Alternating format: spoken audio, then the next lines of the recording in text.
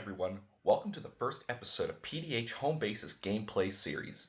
This episode is going to observe the game from a single perspective as I dish it out against my three opponents.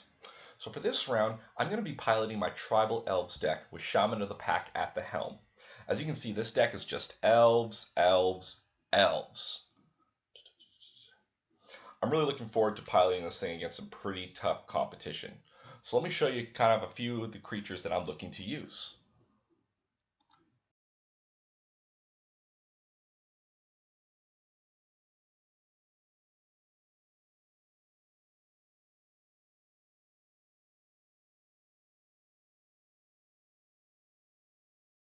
Let me talk about my opponents now. So Arctic Nishoba. This thing scares me. I'm worried about this, and I'm going to be ready to deal with this as soon as it comes out. Now, there's no blue here. I don't have to worry about counters. I don't have to worry about crazy draw. My heart rate's down, but I know not to underestimate Ruffigan. This worries me. So we've got a flying creature. We've got blue. We've got card draw. We've got counters. I imagine Eric's just going to be drawing. He's going to be ready for me at all times. Now, Pansadin's going to be running GCN Balm Giver. Honestly, I don't really know what to expect here. I'm kind of going in blind. However, I'm ready to see what happens. So, without delay, let's get started. So we kick this thing off with our first turns, and right away, Ruffigan drops a deterrent. Oh dear. Huh. Seeing something like this definitely doesn't help. However, I had to take into consideration here that this might affect my opponents more than it would affect me. So I took a breath and just decided to wait. Because again, I still don't know what to expect from Pansadin. Nice. Yep, you found myself in Aura. That is what I am grabbing. Huh. I see.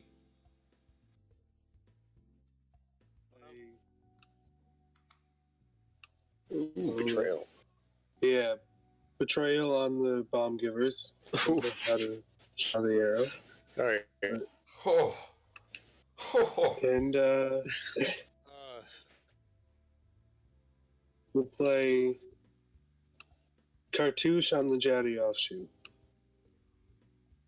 Draw a card. And a Deadly Recluse. And that's it for me. So the game's progressing now. People are building up a board state, and there's flyers out now. So I'm a little bit anxious. Not sure what's going to happen. I'm gonna go white, and one for my Imperial Armor.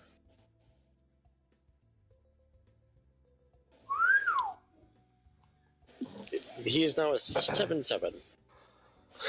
Ah, great. Ugh. But wait, there's more. Aqueous Form. Ah. From this point onward, I'm thinking about going on full offensive. So right off the bat, when Ruffigan tries to cast that commander, as soon as it comes out, I exile it right away. Next, I start trying to get those commander shots in. If he blocks it, fine, I'll cast it again. That doesn't bother me. I want to be that guy. You definitely want to be that guy. I guess you're right. 3. Ristic Study. Oh, you really are that guy. Yeah. And it's played. Yep. That happens. That did happen. I'm getting pretty excited at this point. My hand is loaded with removal, and I've got just about enough to cast this Crusher. Very little's gonna take the wind out of my sails here. 4 mana. False Defeat. Returning Heliod's Pilgrim from Graveyard to play. Oh, that's sweet.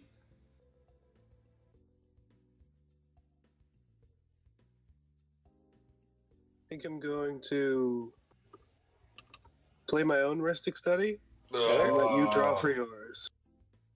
So now we have 2 Ristic studies out. Pansadin's fetching for more enchantments. I quickly went from at peace to nervous. My commander has, with ethereal armor, +3/+3. Because I have 3 enchantments. Seal the Godhead, +2/+2. So commander is currently a 6/6 lifelink unblockable. This massive unblockable beater is coming my way and I'm freaking out. Then I make a mistake. Huh. Okay. Well, that forced worship is nice.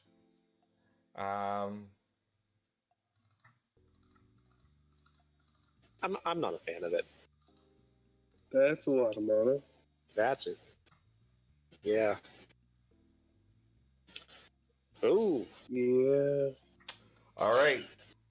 Well, I have priority, so Oh. You are right. yeah. Hey, well, I would be doing that. Ah. Well, it was worth a try. Oh man, how could I be so greedy? As soon as Rufkin played that enchantment, my mind completely relaxed, and that was something I should not have done. And then I got careless. So is it safe to assume he's not paying for Rustic? Yeah. 4, 5, 6, 7. He could pay for one of them. I don't know if he will. Huh. He will not pay. Never. No. And then I get pretty first, right? Yep. Yeah, I'm gonna super countervailing winds that. Woo! Welcome to the Countered Eldrazi Club.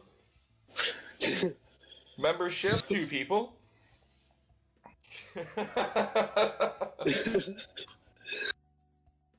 Thankfully, Eric had our back here and got rid of that second Eldrazi. If I can't have one, I don't want anybody having one. So thank you. I have joined Team Eldrazi. Woo! Welcome to the club. Do I get to draw a card? Yes. Well, I guess you're not an official member yet because you got to keep yours. So, I'm not so concerned right now about this new Crusher. I've got something in my hand to remove that, so I'm not panicking. I've already made an attempt to remove Pansadin's commander, so it might work, it might not, but let's see how this goes, because Rufkin is starting to build up his board now. So Rufkin builds up this wall, but he's staying to himself, and I managed to remove the Crusher, so I'm feeling good, but let's see. False seat.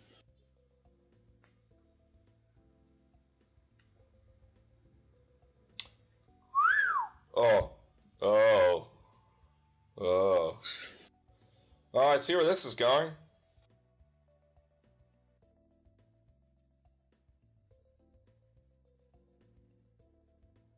More cards.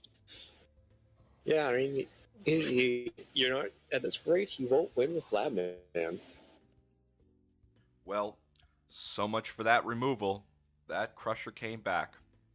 Great. So now these board states are just out of control. It's filled. You can barely tell what's going on. And I'm the weakest link right now. Something's going to happen very soon.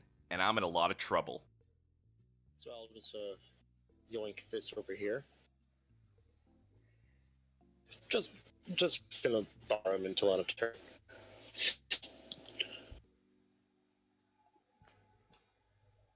I'll just sleep on top of him. Then I'm in combat. Before you attack, Yes. Capsize with buyback on the Crusher. And then I'm going to play it again and capsize the bomb giver. Okay. For the Crusher, he will go back to my hand. Yep. But I'm going to go blue and blue to counterspell retarget my commander. All right.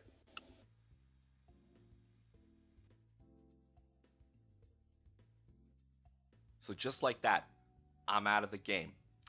And I know it comes right back to that first mistake that I mentioned before. As opposed to taking care of Pantheon's commander, like I know I should have, I got greedy and I tried to go for a larger move. Because a lot of PDH games, they don't come down to having the strongest wall. It comes down to what do you have to get through that wall. So now we're left with the remaining 3. So Ruffigan has 2 Eldrazi out. Capsize with buyback on the Heart Beast? May I draw a card? Yes. I think this leaves me open to dead. Yep, Heartbeats goes back to hand. All right. Capsize is just such an insane card. The amount of utility you get from that, and it doesn't matter when you have it. As we're about to see a 1v1 face-off, this card's going to make a big difference for Eric. And if I'm with me, and oh,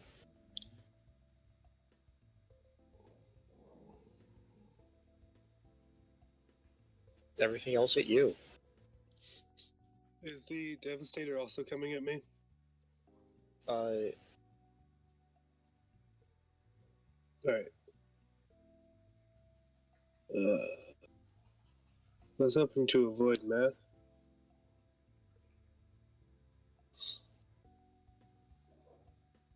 all right. I am going to go. I'm going to respond. All right. So I sacrifice. I will sacrifice my Ristic Study.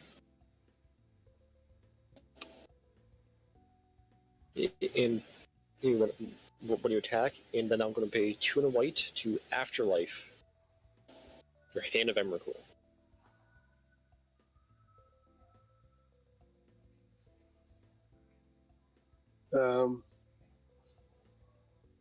Hold on. I have a response. Okay. Just needed to sort out my blocks. So that's 1, 2, 3, 4, 5, 6. Yeah, so I'm going to capsize with buyback on the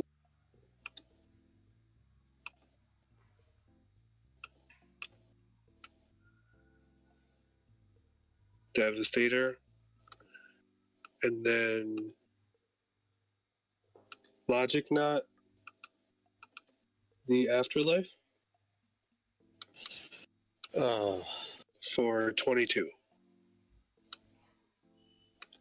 I can't pay 22. So I think I died to the Devastator.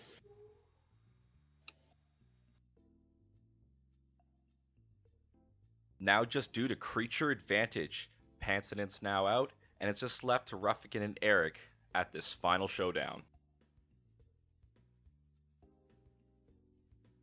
You out of capsize buybacks?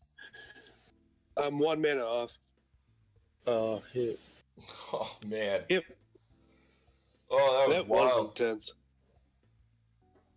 That last Logic Knot got me.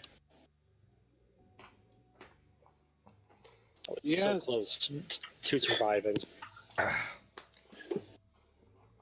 had other counter spells, but I drew the Logic, and it was like, you can't pass up an opportunity to Logic Knot for 22. Oh no, yeah, I would have definitely done the same.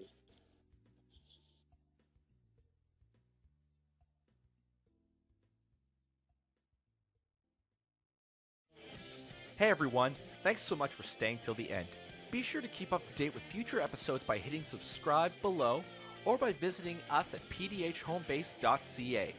Feel free to touch base with us through our Discord channel via the link on our homepage. Like the material you see here and want to make sure it continues? Head over to our Patreon page and join the council, giving you special privileges as a patron. Every donation goes a long way to keeping this ship sailing. Thanks again everyone, and we'll see you soon.